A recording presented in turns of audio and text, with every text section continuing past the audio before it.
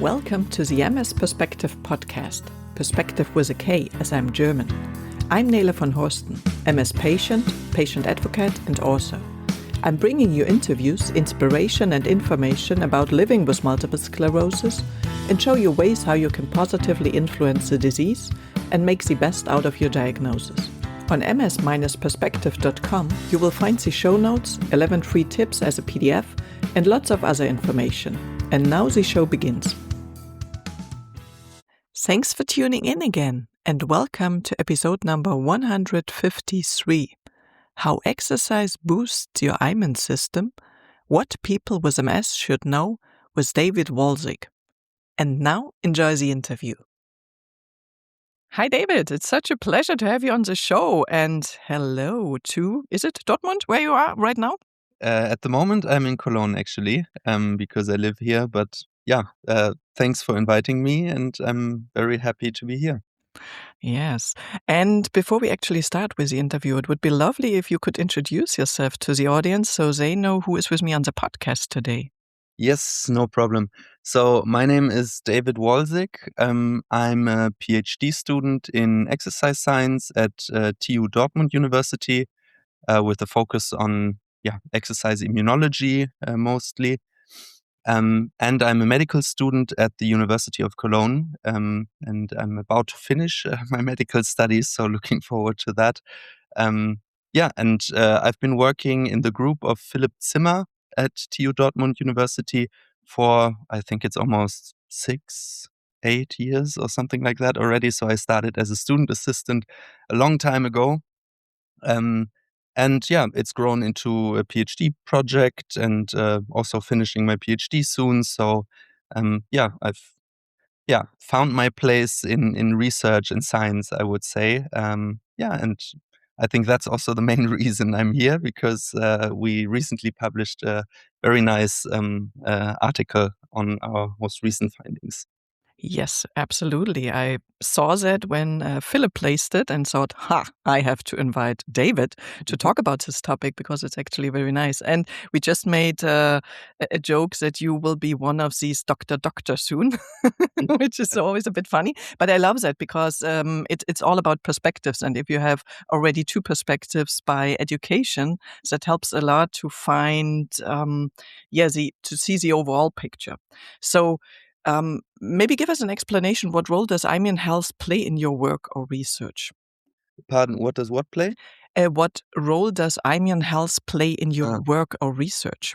Yeah, so my PhD, or our focus in Dortmund in general is, or one of our main focuses is on exercise immunology and immune health, I like the topic of exercise immunology particularly because immunological health is involved in many, many different aspects. So many different diseases have an immunological component. Everything that's infectious, obviously, if you have a cold or a bacterial infection, there's obviously an involvement of the immune system. Everything that's inflammatory, so this could also be a chronic low-grade inflammation that's going on. Then you have autoimmune diseases, which obviously have an immunological component.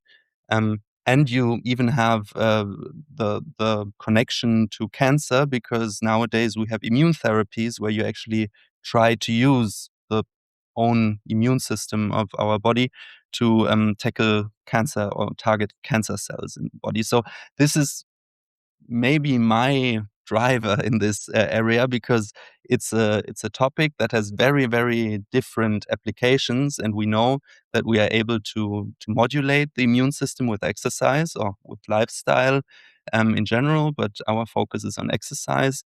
And this has applications in many different diseases. And that's probably for me the most important thing, the driver to focus on exercise immunology.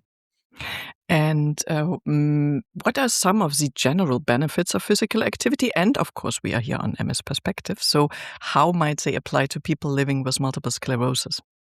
Yeah, so I mean, exercise has many different positive effects. And for me, the most important thing is always or one of the important things is to distinguish between epidemiological findings on physical activity and exercise. So this would be large-scale, population-wide analyses where they look at what positive impact does physical activity have on certain outcomes. Could be disease risk or disease course or mortality or whatever. This is epidemiology. Um, but then that's probably what I'm a bit more interested in are the underlying mechanisms and to understand why is exercise beneficial and what type of exercise is particularly beneficial for this population or this patient collective, or maybe it's also another type of exercise for another patient collective. And in exercise immunology, most research has focused on the mobilization and redistribution of immune cells in our bodies. So, with increased blood flow during exercise, these immune cells are mobilized and redistributed in our body. Um, and what has not been done so much so far is to actually look at the immune cells themselves and see if these immune cells actually change through exercise. And this is, of course, something that's very important if you want to understand long-term effects of exercise and training as well. So we first have to understand what does an acute exercise session do, to then understand what happens if I apply this same stimulus over and over and over again. What kind of long-term consequences arise from this? So, in general, a lot of beneficial effects of exercise. For MS specific, the immunological component of exercise is still focused on this redistribution of immune cells through exercise. There's no findings so far, at least that I'm aware of, that have actually looked at the cellular effects or molecular effects of exercise on immune cells in MS patients. Okay. And you just mentioned that you have to understand first how a single workout, for example, changes the immune cell behavior. So, what have you found? Yeah, so what we did is we compared two different exercise modalities. It was a high intensity interval exercise compared to a moderate intensity continuous exercise. We did this in a randomized crossover design, so it's a very, very clean study design because, we are comparing the same participants in a randomized crossover design. Um, and we isolated immune cells of these participants before, after, and 1 hour after each session. And then we did two different things with these immune cells. First, we had a look on the mobilization and redistribution. So, what type of immune cells are mobilized by these two different exercise modalities? And second, we had a look at the proteins inside these immune cells. So, we did a proteomics analysis of these immune cells and had a look how the proteomic makeup of these cells is altered by exercise and by both exercise sessions. And the reason for this was that we know that the phenotype and the function of a cell is defined by the proteins that this cell contains. So just like a skeletal muscle has certain proteins and a skin cell has certain proteins and a neuronal cell and nerve cell has certain proteins, our immune cells also have certain proteins that define their function and therefore dictate what these immune cells are able to do. So our idea was, if we understand how the proteome, the proteins of these cells are reorganized, then we can learn something about the functions. And what we saw is that the mobilization was fairly similar between both sessions, but the proteome was much more reorganized after the high interval intensity session compared to the moderate intensity session. So there seems to be a lot more rewiring of these immune cells in response to the high interval session compared to high intensity session compared to the moderate intensity session. Very interesting. And I had, we just talked about him before the interview, Jens Bansi, on the German podcast on high intensive interval training, which seems to be a very smart choice for people with MS. So interesting that you could validate the statement by looking even deeper into the topic. coming to the topic that some people say that you can train the immune system like a muscle. From your perspective, does that comparison hold up after your research? Yeah, so I would definitely say the same. So, and I would also put it into an like evolutionary frame, maybe. Um, it our body, or there's this very basic principle: use it or lose it. That's how it works in our body. So if you lay in bed for a very long time, your muscles will become smaller, and if you train a lot, your muscles will become bigger. And this does not only hold true for muscles. Muscles are or skeletal muscle tissue is, of course, the first thing people focused on in the context of exercise, because it makes sense, because this is what you use. But just like a skeletal muscle is stressed by an exercise session, a lot of other tissues and organs in our body are also stressed by this, or also under higher metabolic stress in response to an exercise session. And for immune cells, we know that these immune cells are mobilized with every single bout of acute exercise. And with our publication, we have now also seen that the proteome, so the proteins of these cells, are also reorganized in response to an acute exercise session. So if this happens with every single acute exercise bout, then this will obviously have long-term consequences for the general function and phenotype of these cells. So I definitely agree with this. And from an evolutionary perspective, it wouldn't make sense to only improve your skeletal muscle in response to a certain exercise stimulus. Of course, it's a lot of other tissues as well. And the only thing I'm a bit hesitant with is people always saying, yeah, we already know exercise is good for the immune system, because that's always the point where I say, okay, explain to me why. And then everyone's always like, yeah, I don't know. That's what everyone says. And so this is my point. We need to understand why exercise is good for the immune system and understand the underlying mechanisms to be able to actually make these claims. Yeah, that is an evidence-based medicine, where the Yeah. other one is eminence-based medicine. Sounds quite similar, but it's quite a different thing. Yeah, One is gut feeling, and the other one is really science-based and science. I don't want to say stop exercising. Like, it's of course completely okay if it gives you a good feeling and everything to do whatever you want. But to be able to make evidence-based recommendations, you have to understand the underlying mechanisms. Otherwise, it doesn't work. Yeah. And just to give a number, there were your study found over 1,000 changes in immune cell proteins after exercise, so that's quite a lot. What does this tells us about how adaptable our immune system is? Yeah, I mean, so yeah, it was over 1,000 changes in immune. Or we looked at the abundance of these proteins in immune cells, and we had a coverage of over 6,000 proteins. So we were able to measure over 6,000 proteins inside these immune cells, and of these 6,000, over 1,000 changed in response to the high intensity interval session, which is pretty much, because this means, what is it, like a sixth of the proteins are changing in response to one single exercise session. Um, and of course, I mean, it shows us that there's quite a lot happening in these immune cells in response to exercise. And the cool thing is that with so many changes, we were also able to sort of bridge the gap between just saying which proteins are changed and actually looking at what kind of functional consequence does it have for these immune cells. So there's some fancy bioinformatics and biostatistical approaches nowadays.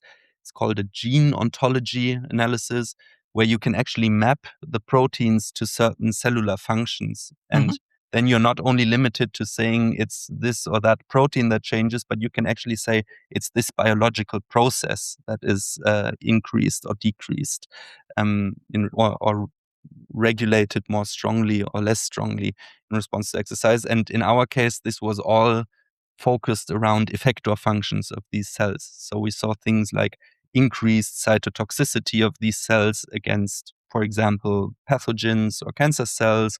We saw increased migration capacity of these cells.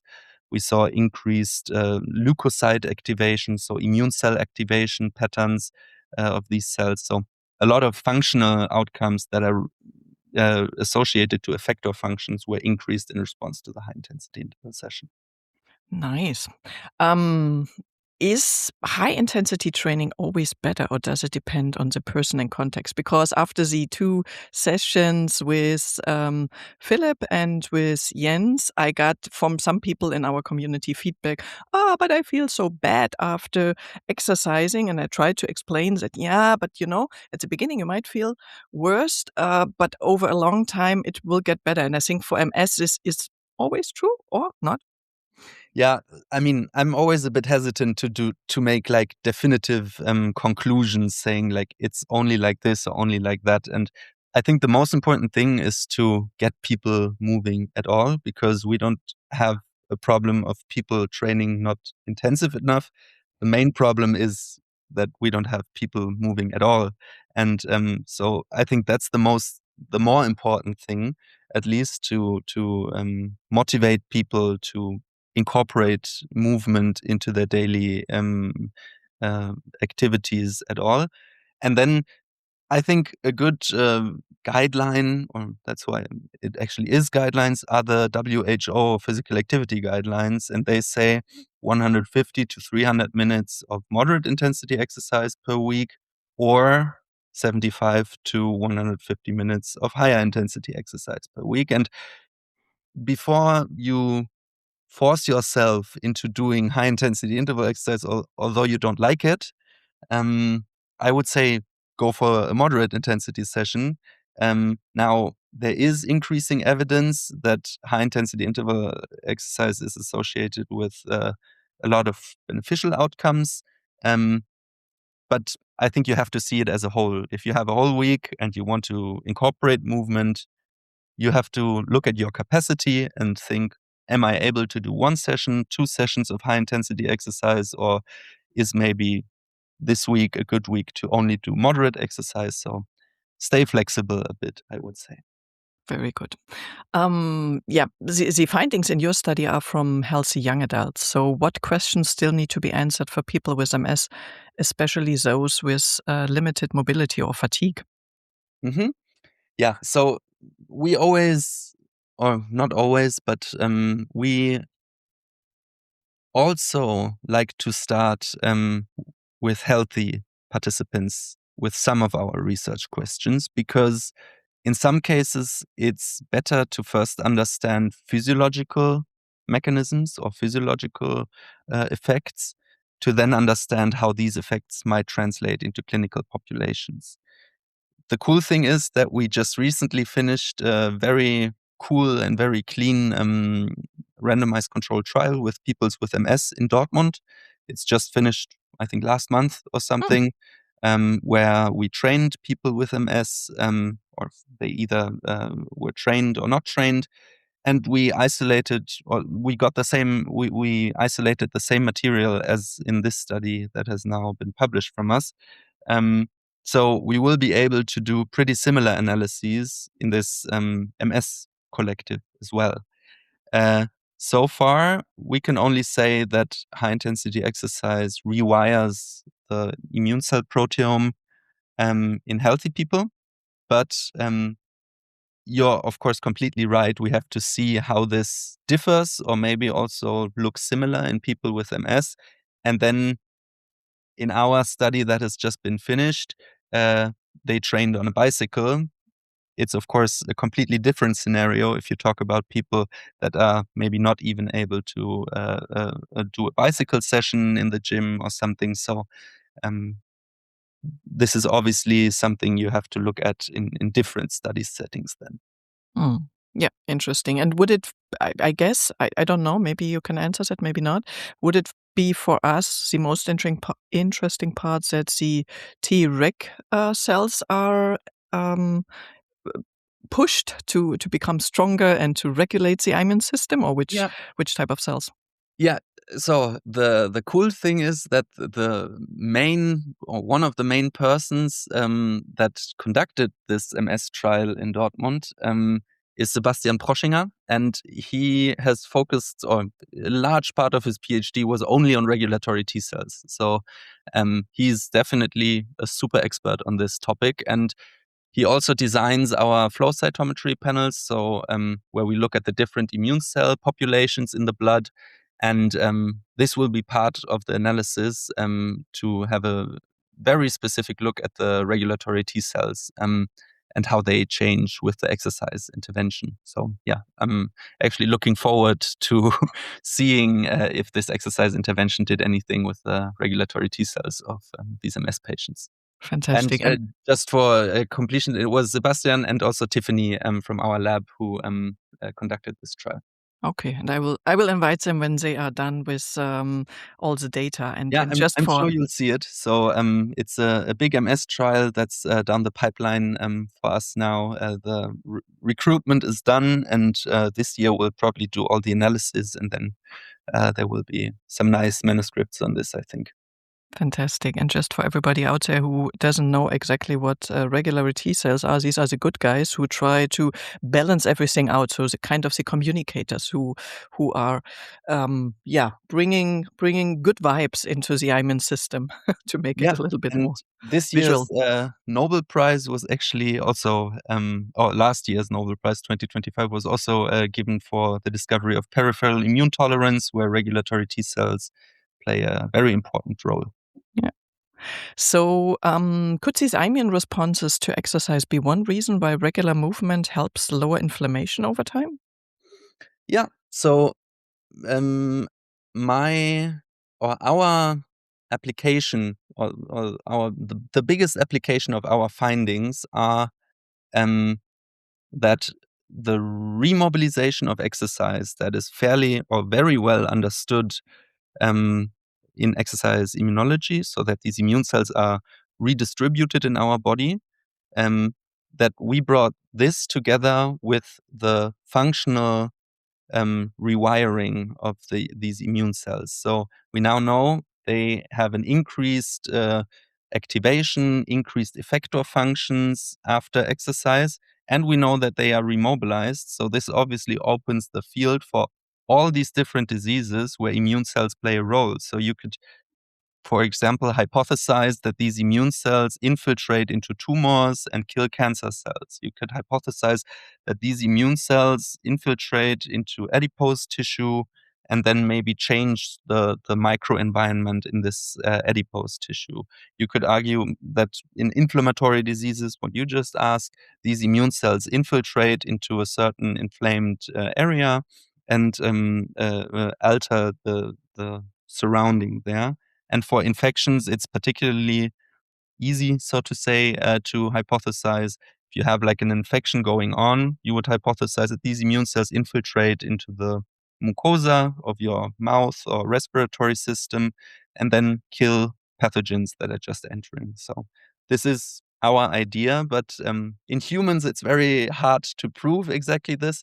I know there's some cool mouse experiments where they use imaging techniques to show where these immune cells are exactly in the body, also after exercise. But yeah, that's something you would have to prove, so to say. Mhm.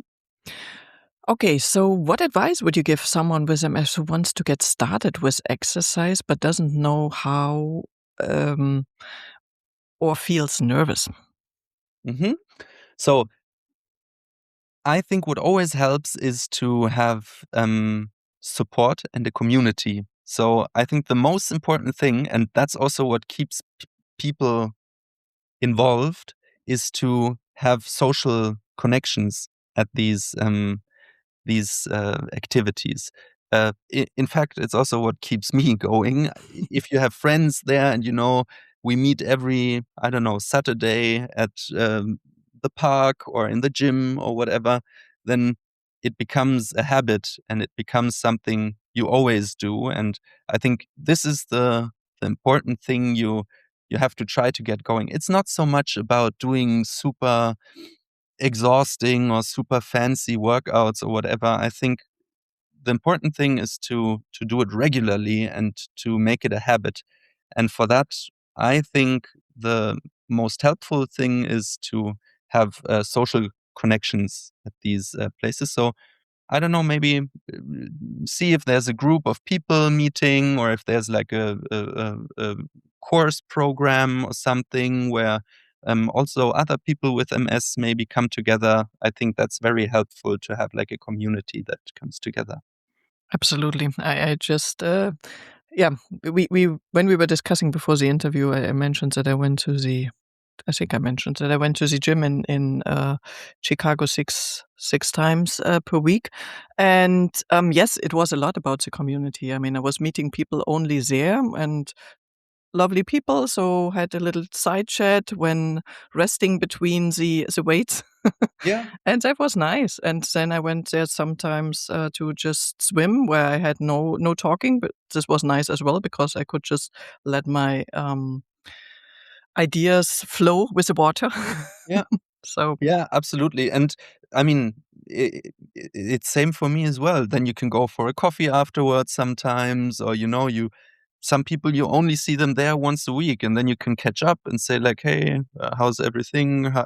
What's happened?" and so on. So, um, I enjoy that very much as well. And yeah, then it becomes easier to exercise regularly. You don't have to always, yeah, convince yourself, "Come on, go there." It's easier to sort of make it happen. uh, in your experience, what's the biggest barrier and the biggest reward when it comes to integrating movement into daily life? So the biggest barrier, um, I would say, I think the biggest barrier is making time. I just wanted to say finding time, but I always try to avoid saying that because um, it's about making time.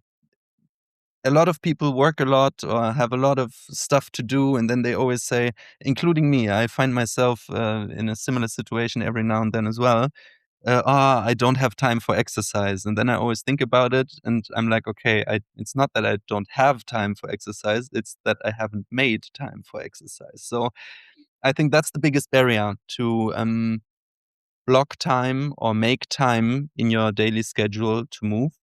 Um, and I know that Philip always, or not always, but sometimes uses this metaphor of cleaning your teeth. So cleaning your teeth is something you do every morning and every evening, and it's not a discussion or anything. It's normal. That's what you do. So the your dental health, so to say, is something you're willing to put 5 to 6 minutes of time in every day. Your health of the rest of your body is something a lot of people are not willing to put the same amount of time in every day. So I think it's about perspective a bit, and I think that's the biggest barrier to sort of get to a point where moving feels normal, and it doesn't have to be a workout every day. It could also just be a walk in the park or just moving a bit every day. That's the biggest barrier, and the biggest reward I think is that you start feeling better. And there's a point, if you do it regularly, at some point you will realize that the biological capacity of your body increases and that you just feel better after a few weeks. And I think that's the biggest reward of knowing that with a simple thing as a lifestyle modification, you're able to actually increase your well-being. Yeah. Looking ahead, what kind of progress or change would you like to see in how we use exercise to support people with chronic conditions like MS?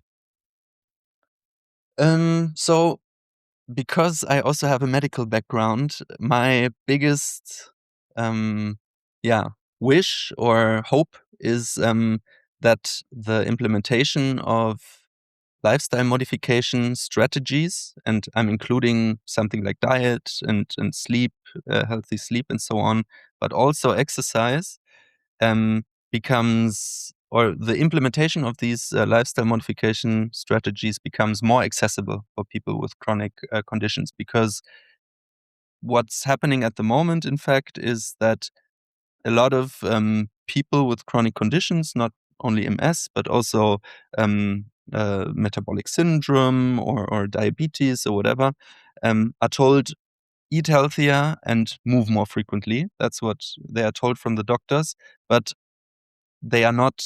They don't receive any help in performing this lifestyle change. And I think that's something I would really hope to get better, because we all know how difficult it is to change behavioral patterns. And if you, on top of that, have a chronic condition that you're dealing with, then it's, I think, a lot to ask for to say, yeah, please eat healthier and move more, and you don't get any support in actually implementing this change. So that's something I would like to I would love to see more, that people are supported in this lifestyle modification. And it could be a trainer that sort of just tells them what movements to do or when to do which workout. It could be a nutritional a specialist who tells them, look, these are good meals you can cook. Because then I think a lot of people would actually be able to sustain this lifestyle change longer. And that's in fact also what then helps our health economic system. So we always say, yeah, lifestyle change, but then it's like, yeah, but no one does it. And I'm like, yeah, how are they supposed to do it if they don't get any help in doing it? Like, that's Yeah. something I would like to see. Yeah. Totally agree. And as long as it does not happen too much, an option nowadays at least is to ask AI, how can I make up time, for example? Or if you know, so if you are out there and you know you want to do a certain change and you have issues getting it into your life, it can be really helpful, describing your situation and then trying to find together with the AI as kind of a partner in thinking about it, how to include it. I use it quite often for different things, even for things like that. Yeah, I agree. So also or what I also thought about is, so if you're really trying to move more, or to implement exercise into your daily life, a good option is also to just ask at your local gym or a local club or whatever, hey, this is my situation. I would like to do training 3 times a week. And I think the important thing is to really emphasize that you're interested in sustaining this Mhm. change. So my just emphasize that your goal is not to become world's strongest person or world's most enduring person in 3 months. Your goal is to actually sustain regular movement for, let's say, a year, 2 years, until it becomes normal.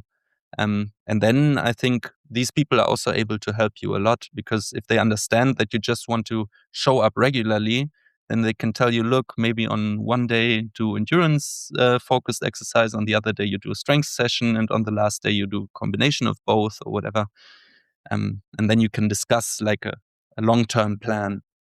Fantastic. David, it was a pleasure. Is there any final message you want to leave with the audience? You said quite a lot. I don't know. Just want to ask you. Um, so in general, because this is focused, or this podcast is focused on people with MS, if you're interested in participating in any studies, or also in learning about our findings of studies that we have already performed, then you can always contact us. We're a very friendly team of people, and we're always happy if people are interested in our work. So at TU Dortmund University, you can just send us emails, and we're always happy about people who engage. Fantastic. And I will put it into the show notes. And yes, Dortmund is in Germany, but as I think you, dear listener, just realize, people speak very well English. So it's no issue if you are asking in English. And nowadays you even can't use translation. Yes. So all fine. You can translate it back maybe to your family if you are a relative or whatsoever. Yeah. And they do also research, a lot of research on cancer. So not just focused on MS, but MS is at least one topic, which is great for our community. So, David, thanks a lot. And I'm looking forward to all the data that is coming out of the MS trial. And I think I will invite one of your colleagues when it's ready with. Sounds good. Yeah. Fantastic. Thank you very much for having me. Bye. Bye. See ya. I hope you enjoyed the interview, learned something new, and maybe even get inspired to work out a bit more or to exercise in whatever way you are able to do it. By the way, next time there will be another interview with Professor Barbara Willikins, and this time it will be on CAR T-cell therapy for MS, HIIT, HOPE, or Future Standard, a global research update. So I guess it's worthwhile to tune in again, and I hope you are doing that for the next time and all the other episodes that are coming. And please let other people know who might be interested in the podcast, rate it wherever you are listening to it. And as always, stay as positive, active, and healthy as possible. And see you next time. Bye. Thank you for listening today. I hope you found it helpful.